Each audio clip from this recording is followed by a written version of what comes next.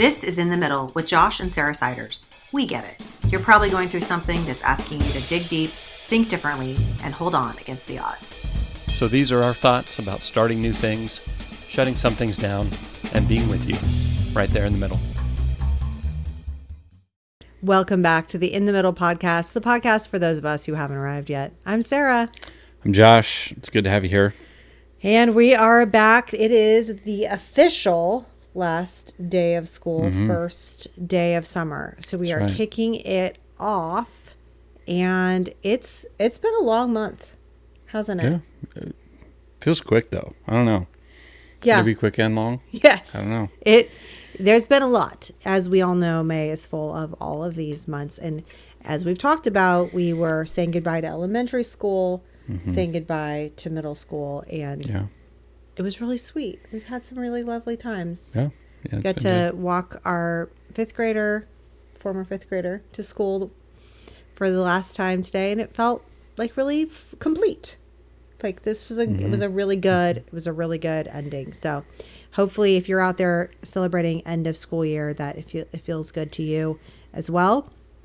Our sponsor, as we're kicking off into the summer, is, you all know the sponsor, Camp Mom and Dad. At Camp Mom and Dad, the only activities are screen time, complaining, and vague threats to go play outside. That's right. That's like 24/7 at our house. Vague threats. It's already happened today.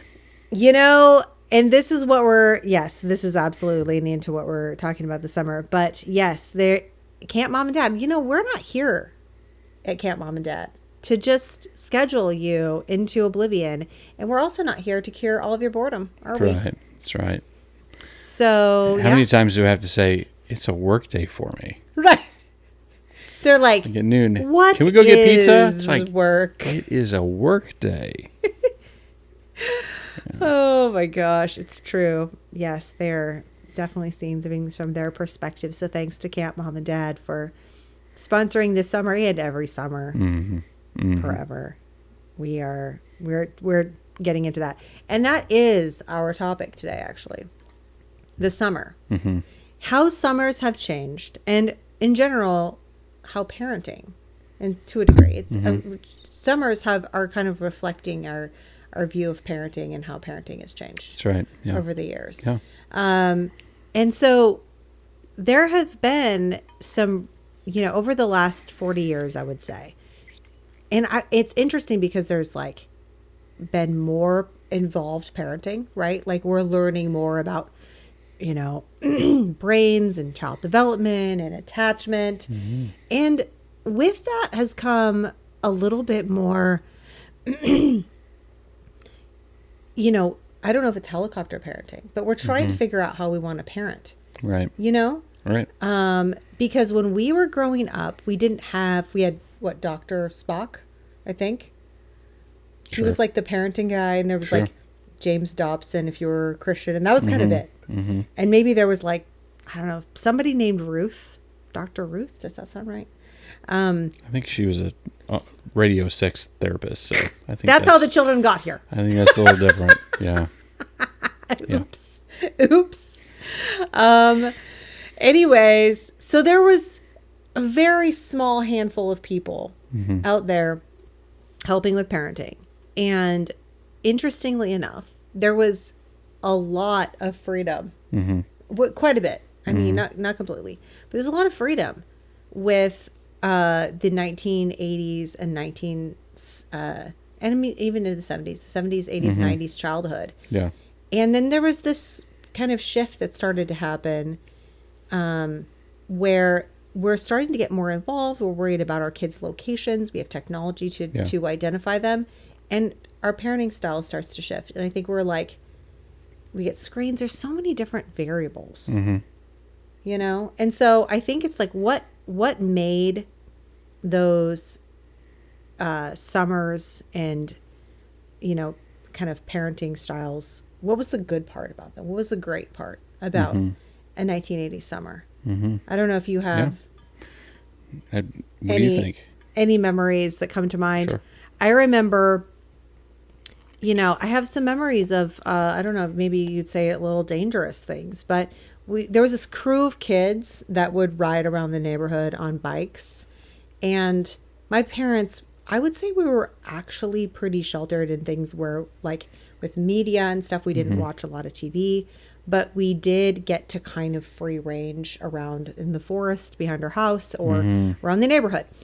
And so one fateful day, the bike crew was cruising around the neighborhood, and one of the neighbors had these berries on their tree. And we were like, and they were, they looked like small plums. They weren't like tiny little berries. And we were in Oregon, so you could eat a lot of fruit. Like you can go back to the gravel road and eat the blackberries. And so we were like, what luck. And they were like, they look actually, I would say more like cherries, like just a solid cherry. So we all, like, it was like Adam and Eve. Everyone was grabbing these cherries and eating them. And then we all got sick. Yeah. And all the parent network was activated, so-and-so's vomiting, Wow. And then we learned it was like not every cherry tree is cherries. Well, you gotta learn that the hard way sometimes. It was a very distinct memory. And so that's like one of the, I mean, is that a perk, or is that a benefit of free range parenting? Probably not. You didn't die. So, we didn't die. And so we learned, like, maybe we should, I mean, we didn't have the internet. It's like we could look it up, right? You have to try it to find out. That's right. And they tasted like cherries, guys. I mean, they tasted the same from what I remember. So, that was a really funny day where we all went home and got sick. But I would say in general, there was something so wonderful about just being out. We had a creek behind the house, and we would be back there, and the boys would be out there, barefoot in the water, catching crawdads. And I was a little bit afraid of the crawdads, but I hung out with a lot of the boys, and we would just cruise around. And I mean, it was just like it was your imagination. Whatever you did. We had after school cartoons, but it was up here to your imagination. Yeah. Yeah, no, I have lots of memories about just being, feral in the neighborhood, on bikes, building forts in the woods, and oh, that's cool. bopping around different friends' houses and things, and that's awesome. Particularly like grade school, I think. Yeah. So. Yeah, and so we just got to like sort of explore, and nobody like thought that was bad. Nobody was like, oh, you just let your kids run around. It would have been weird. Like, imagine some of the parenting that we do now. Yeah. Move it back into that. Like, why is that kid always by himself in his house? Like, is he a shut-in? That sort of thing. Yeah. Oh, my gosh. Yeah. Right. Like, even the kids that were home playing, like, Nintendo all the time, you were like, they would come outside and they would have, like, white faces because they weren't out in the sun very much. Right. But now that is true. There's a lot of that, like people spending more time. Even our kids will spend time with their friends on like FaceTime. Right. And playing a game together, but they're not together in person as often. Right. And it's like, like that bums me out. We try to encourage that. So I'm curious, like, what are the benefits? Like, what are the child development benefits? Like, yes, we know more about child safety, helping our kids identify a scary adult, right? Or talking openly about taboo topics with our kids so they are safe. So many great benefits to understanding human development. But we also have become very fear-driven. Yeah. Yeah, I think to a degree we took it too far. I think there was a shift that I've felt and then saw around me, where I think parents got way more protective in the early 90s or maybe mid 90s. And that has to do, if I can remember right, so The Anxious Generation by Jonathan Haidt talks about like in the early 80s, there was this like, some of these kidnapped children that would show up on milk cartons caused parents to get really protective.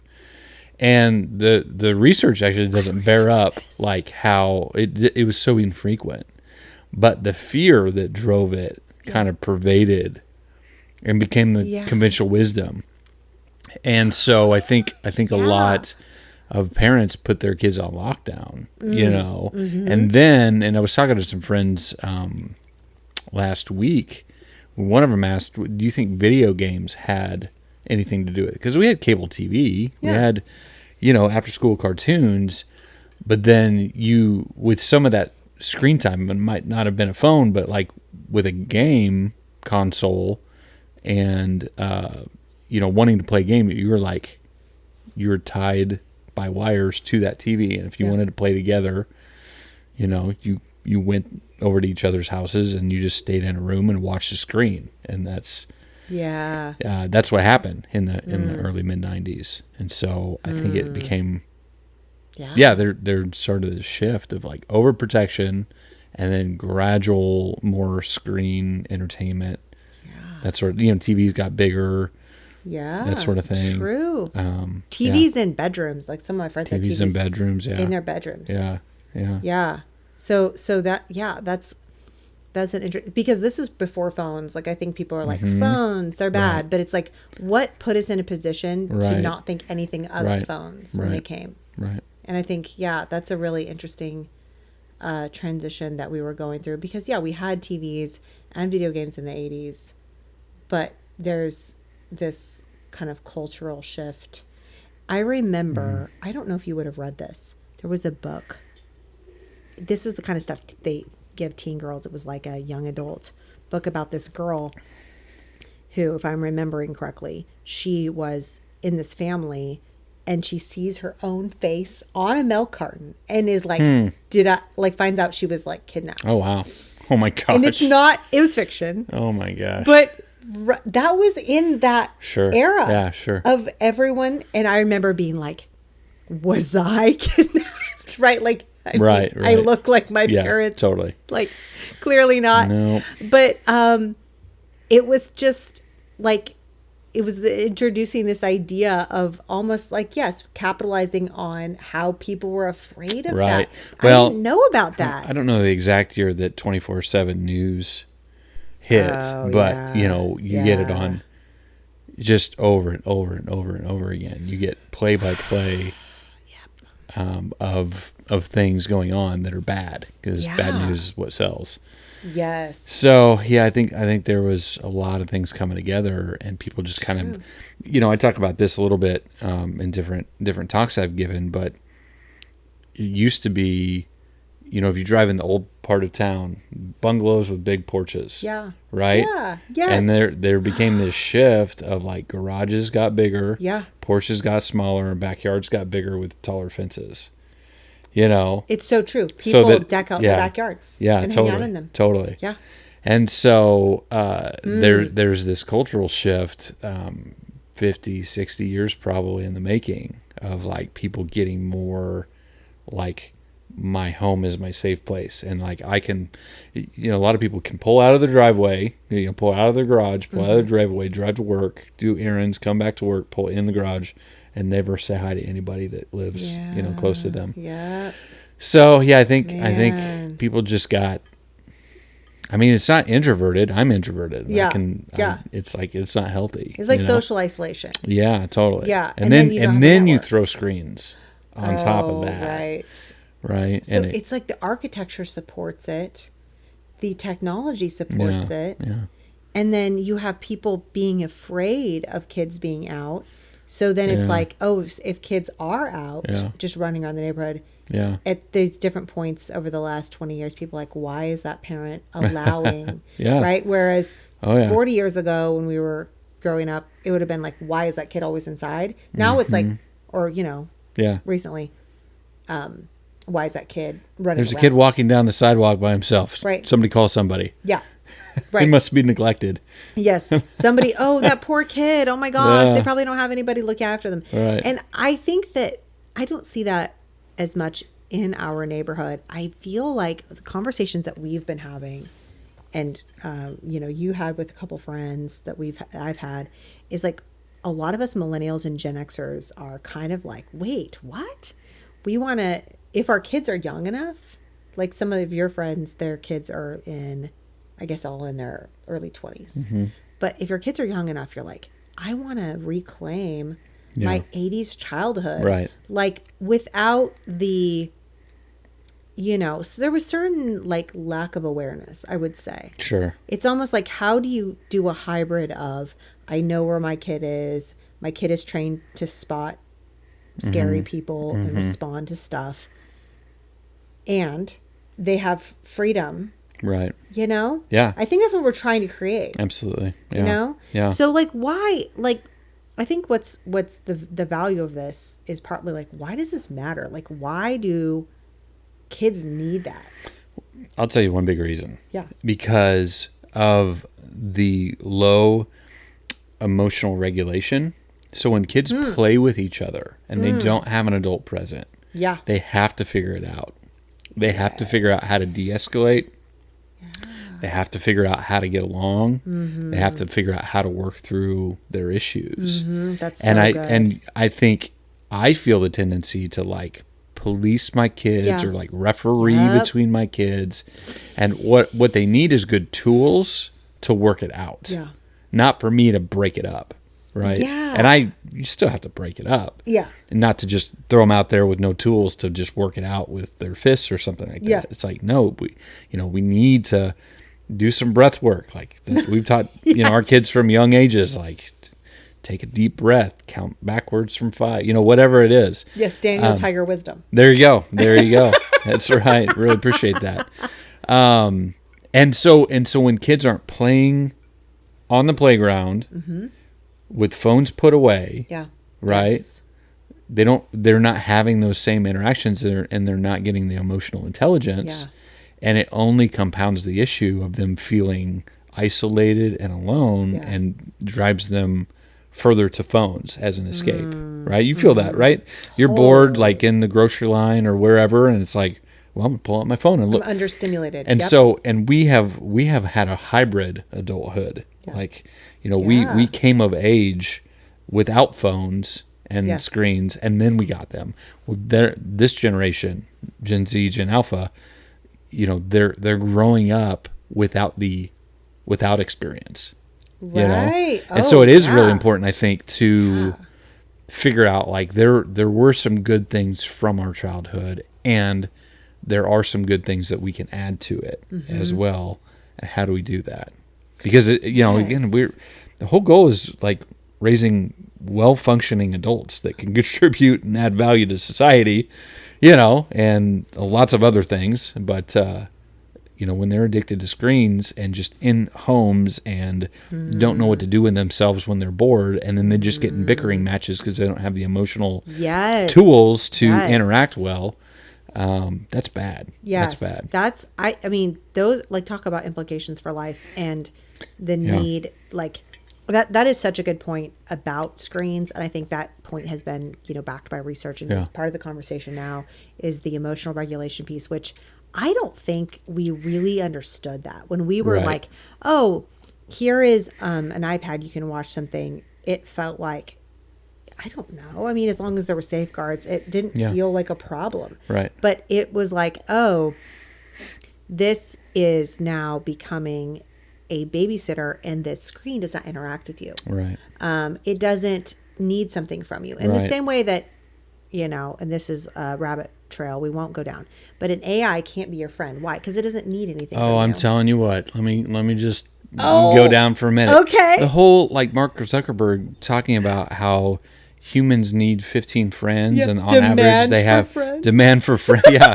Like it's a market demand for friends, but they only have 3, so AI is going to... It's like, you guys help create this problem, and you think you have the tools to help solve it by talking about it like it's a market demand thing. It's really That's dangerous. A call out. But what's really interesting, we've talked about this a little bit connected to that, is, our kids' friends and our kids' friends' parents, it's really interesting because we have their devices are semi-smartphones. They're so locked down Yeah. and need so much permission that they don't have the screen permission that some of their other friends do. True. Our kids have the social, like get out of the house, Yes. go explore the neighborhood. Yes. But other kids don't have as much of the social permissiveness. Yes. But they just have a phone in their hands that they can do anything with They it. can get on. So it is really interesting to go Yes. to see the dynamics at play and the difference in parenting philosophies. But I do think, and I say this without shame or, but there's no judgment. If you just give your kid a device with no guardrails, that is such a dangerous game to play. It is, I am concerned and I fear for that child's future. Because And I know there are a lot of parents that just feel that as a judgmental, statement towards their parenting. But I'm just saying, like, the research is out there, and it's time to wake up to it. That you've got to do something, even if it is a drastic thing, like take all devices away. Yeah. It is worth it. Yes. It is worth it for them to not be on screens if you don't feel like you can figure this out. I mean, I think a lot of devices you can delete apps, and obviously kids can. If it's a family account, they have to get approval to download. There's ways to make it that are fairly simple, but I appreciate that you are as tech savvy as you are for those purposes, and that does make a big difference. Yeah. I think that is, there's always going to be differences of philosophy in parenting. Like, for example, a very, very stark one in the 80s was us, a very conservative, we were homeschooled when we were younger, then we went to Christian school. We barely had a TV in the house. It was in the closet most of the time. We didn't play video games. We were very, very feral, but also pretty sheltered. Yeah. Health food, all that. Right. Okay. Next door to our house was 3 boys who had all the video games. Yeah. They had an Atari, like an arcade game in Wow. their garage. Okay. They could watch scary movies, and they're literally next door. So we're having these. We're all being feral kids together. Yeah. But the culture that they're exposed to and like what they can do, and they're using more swear words than we were using back then. Yeah.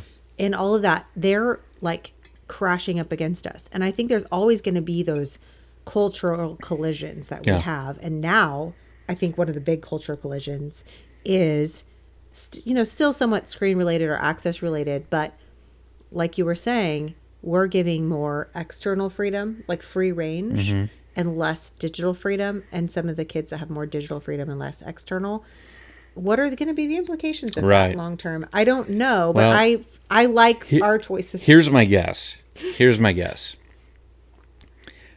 I think kids, and not that we're doing this perfectly, but I think children who are trying to figure out live in the tension, figure out the balance of like feral childhood where they get the social interactions and kind of free range freedom of their neighborhoods.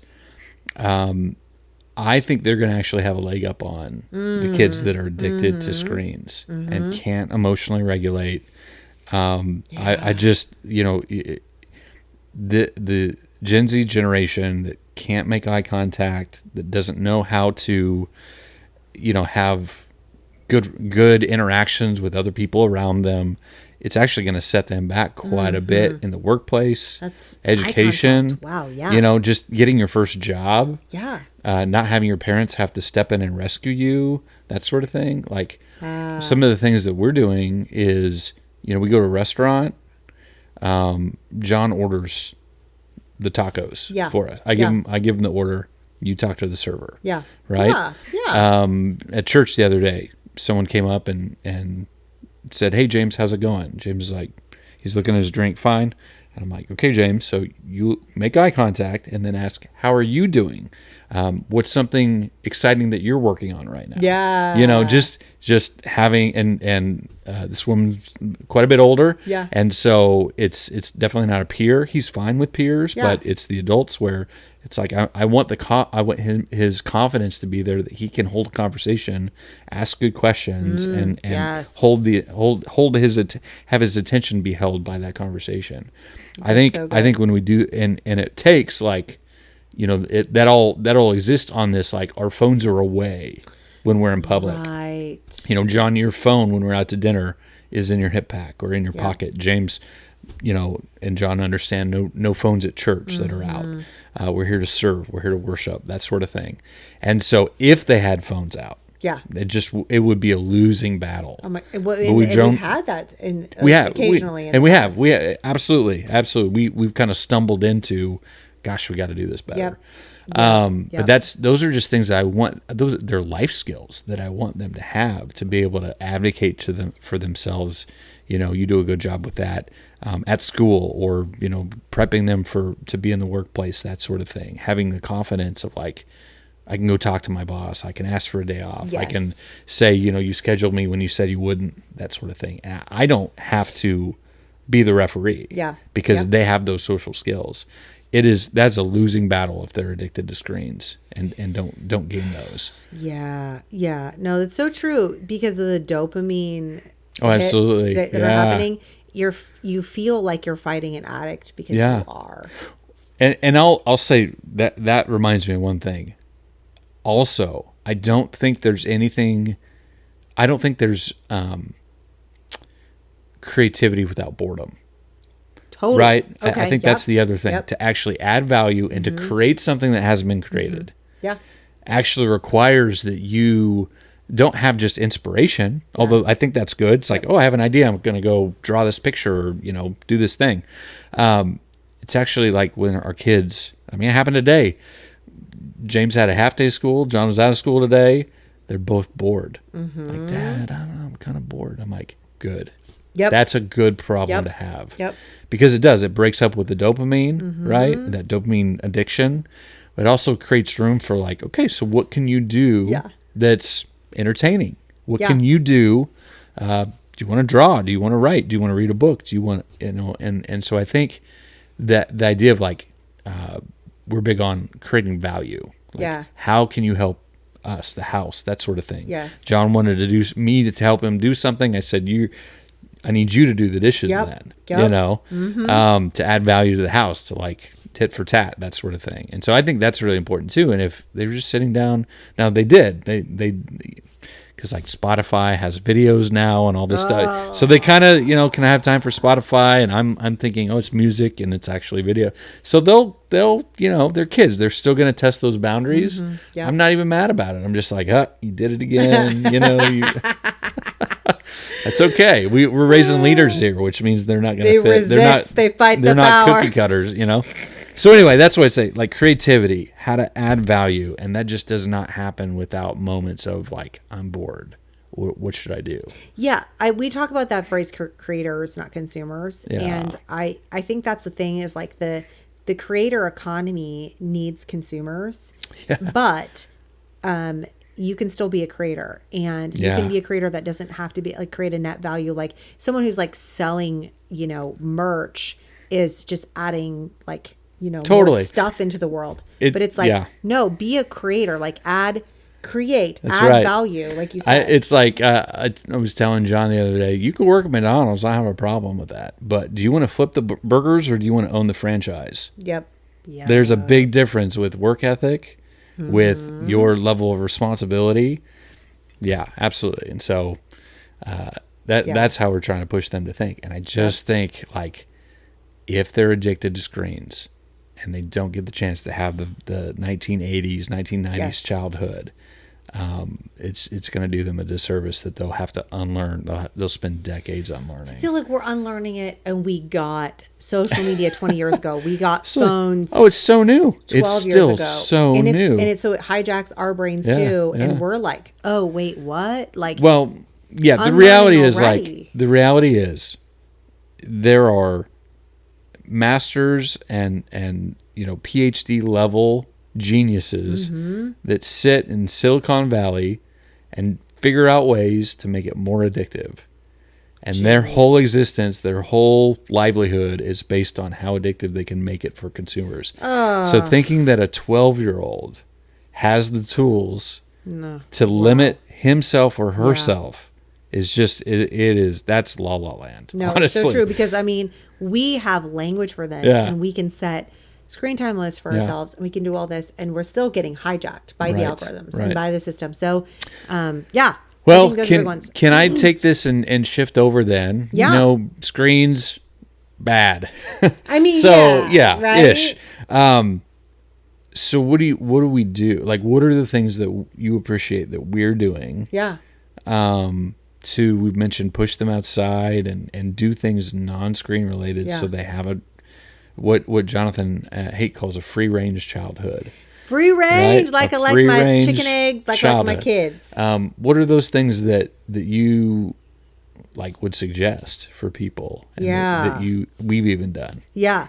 Well, it's this hybrid, right? Yeah. Because the one thing that I was going to add was like you said, emotional regulation creators. Yeah. You know, yeah. I was just going to say like self-trust. Sure. And kind of like the choose your own adventure. Yeah. I think those are so powerful for, formation.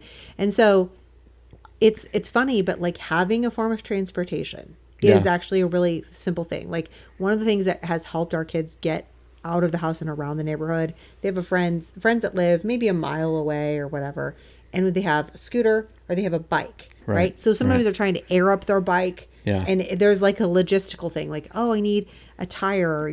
We bought James a new bike last summer.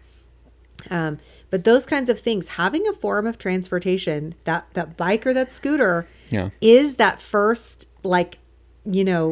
access to the world. Right. And so I think it's really worth like giving them that room to, have those relationships or having that transportation to invest in those relationships. Right. And knowing,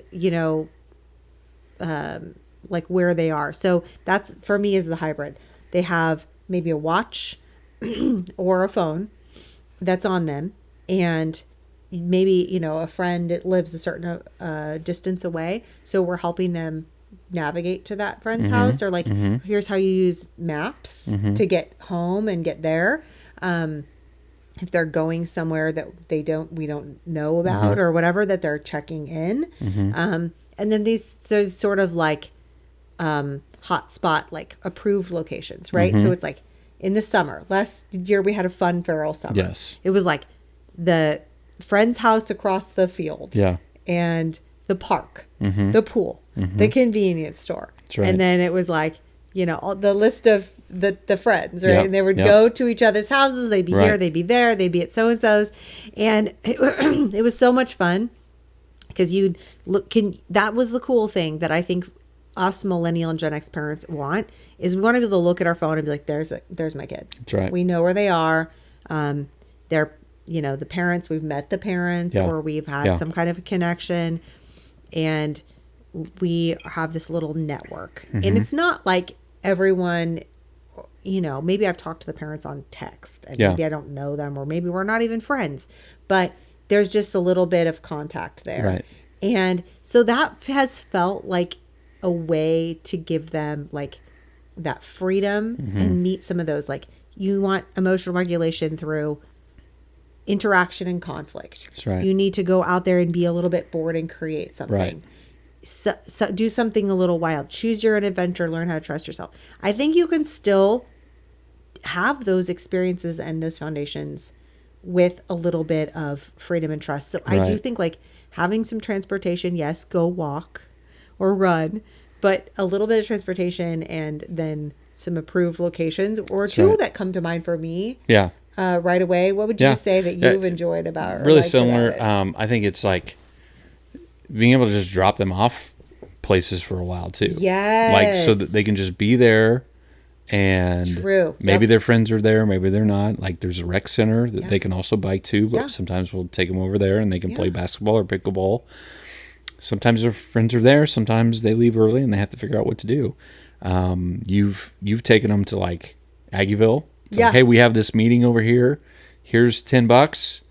You guys know the area. You can pop in and get a snack. You can go over and shop and look around. The mall, same thing. Yes, I mean, quintessential 80s, 90s childhood. Yes. We'll drop you off at the mall for a couple hours. I mean, our kids are at a movie right now. They're at the mall. At the mall. Watching the movie on a Friday night. Totally. It's great. Cute. And so being able to drop them off so that they can walk around and explore and that sort of thing. And obviously our kids are of an age where we can do that, and they know how to behave themselves in public, and they know, I've given them the dad talk about like, you don't put anything in your hip pack or your pocket just for convenience sake. That's it's like you got to coach them still, right? But like also I have to give them a little freedom to mess up too. And if they mess up, I know our kids are good kids, then we're going to figure it out. So I think that helps them communicate to them.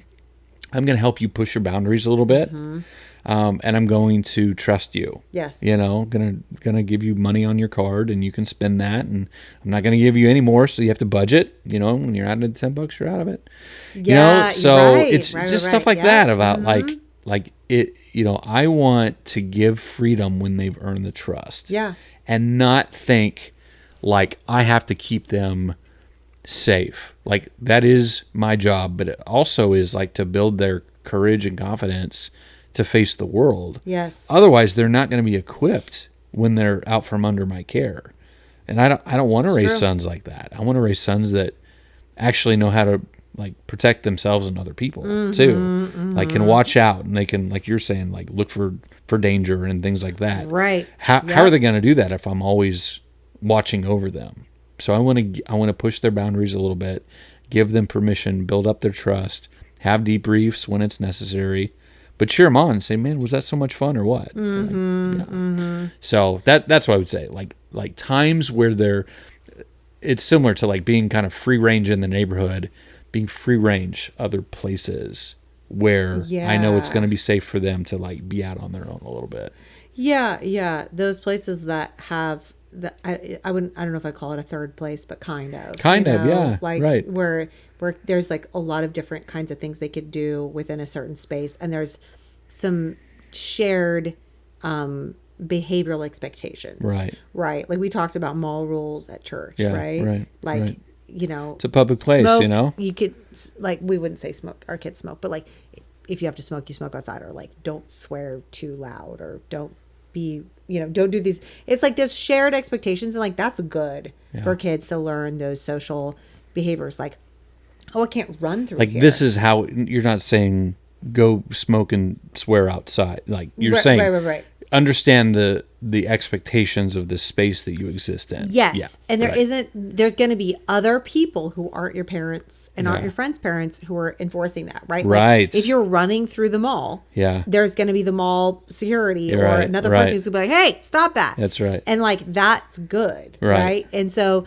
having the mall rules, are like, it kind of is that social standard, right? Like a place where it's like at the pool, you can't do certain things, or there's certain kinds of behavior that is sanctioned, and so that kind of helps them participate in in society. I think like one thing that I'm grateful that we've done from the early days, because we have a school near our house, we have wanted them. I grew up very free range, and I feel like even though I was very anxious as a parent, I felt like I really wanted to challenge my anxiety and like give the kids a little bit of room. So it would be like, okay, I can see you like at the playground. So even though when they were, I don't know, young elementary, it'd be like, you guys go over there. But we would have conversations with them about safety. Like an adult is never going to ask for help from a child. So if an adult is ever like, "Hey, can you help me?" It's like, nope, that's a big nope. Right. We're learning about how to respond to a kid who's being a bully. What do you say? What do you do? Coaching them through those things, and then being like, there when they were younger, and then giving them the tools, trying to step them up into that. Because I'm a big sister sometimes, as you know. Like sometimes I get too involved, and I want to like rescue, or I want to overly support, or I want to break up the thing. And so I feel like I'm fighting that like inner urge to be overly involved by doing the coaching. It's been a really intentional choice on my part to give them those tools. And I think for the most part, it's been positive. So feral childhood, feral summer is, I am seeing so many more millennials and Gen Xers wanting to do that. Yeah. And so I'd be curious, what are your hallmarks of the feral the reclamation of the 80s and 90s summer. What would you say were your favorite moments of your childhood that you're trying to pass on to your kids in a socially acceptable way, where you have to keep them, safe, but we want to give them that experience? Last week, when I was talking to my friends, one of them asked, "Did you guys have a ditch?" So let us hear about your ditch. It seems like everybody had a ditch. The ditch. They played in a ditch, a creek, some kind of sewer system adjacent thing. Yes, and what that makes you think, where were my parents? Oh, that is what ditches? Yeah, that's what we're going for. So we want to hear about that. Yes, it went from crawdad catching in Oregon to maybe some cigarettes in middle school. Yeah. So it's pretty funny. But yes, did you guys have a ditch? I love that question so much. Yes, tell us about the ditch, the water ravine, the creek that where you spent your childhood, because that is super fun. It's just what we did. Yeah, that's right. It's what we did. And I don't think I don't have a ditch for my kids. So when they do, they just don't. Yeah, there's some. I mean, we live like a mile from the river. Yeah, that's true. So we got to figure maybe that 2 out. miles. Anyway. Yeah. We got to figure that out. But I don't know if they're going to say that when they're on a podcast like 30 years from now. They're probably not going to be like. I wonder what they'll say. Anyway. You're still young. We'll see. They are still young. That is very true. So for our questions. What are you loving right now? What is giving you a boost? What is source of energy, excitement, motivation? I think just thinking about the summer Yeah. and maximizing that time with the boys. Yes. We got about 4 summers left with John while he's here at the house, 7 with James. Ish, give or take, depends on some things. But anyway, so just that reality setting in, but also like as this chat, for a moment it was like, oh wow, and then it became this like, okay, so let's make the most of this. Let's really have a great time. Yeah. So that's giving me life. Just thinking about adventures we can and experiences that we can have. Yes, absolutely. And not lose them to screens all summer. But anyway. Yes. So how about you? I'm looking forward to spending some time on the family homestead farm. Oh yeah. Yeah. That'd be good. I'm sort of answering a question like, what are you looking forward to? But that is going to be really fun. I just love being out there. I love that your parents have done a really good job just making that space and just taking the dog out and having like a local. I think there's a lot of local summer vibes this year. Cool. My family's coming into Kansas City. Yeah.